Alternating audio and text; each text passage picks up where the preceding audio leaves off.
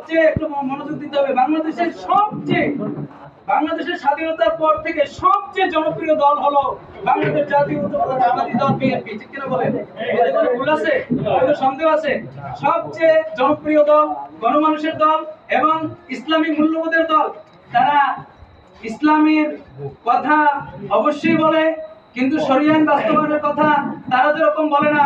বাংলাদেশে যারা ইসলামী দল আছে বলে দাবি করে, তারাও কিন্তু এখন শরিয়া আইন বাস্তবায়ন হবে এই কথা কিন্তু বাংলাদেশে বলে না। তারা এখন কল্যাণ রাষ্ট্রের কথা বলে। ঠিক কিনা বলেন? কল্যাণ রাষ্ট্র আর শরিয়া ভিত্তিক রাষ্ট্র কিন্তু এক নয়, এটা আপনাকে বুঝতে হবে। কল্যাণ রাষ্ট্র যে কোনো দলের মাধ্যমেই প্রতিষ্ঠা করা সম্ভব, কিন্তু শরিয়া রাষ্ট্র প্রতিষ্ঠার কথা যখন বলবে তখন আপনি মনে করবেন এটা হক দল, এটা ইসলামী দল। কিন্তু যদি কেউ কল্যাণ রাষ্ট্রের কথা বলে আমাদেরকে ধোঁকা দিতে চায়, আমি মনে করি বাংলাদেশের ধর্মপ্রাণ মুসলমান সেই ধোঁকায়, সেই ফাঁদে পা দেবে না। ঠিক কিনা বলেন?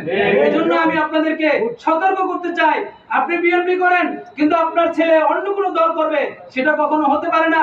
এই জন্য শহীদ প্রেসিডেন্ট জিয়াউর রহমান বাংলাদেশ জাতীয়তাবাদী দল বিএনপি গঠন করার পাশাপাশি আপনার ছেলে আছে, ছেলের জন্য দল আছে ছাত্র দল, আপনার ছেলে আছে যুবক, তার জন্য আছে যুব দল, আপনার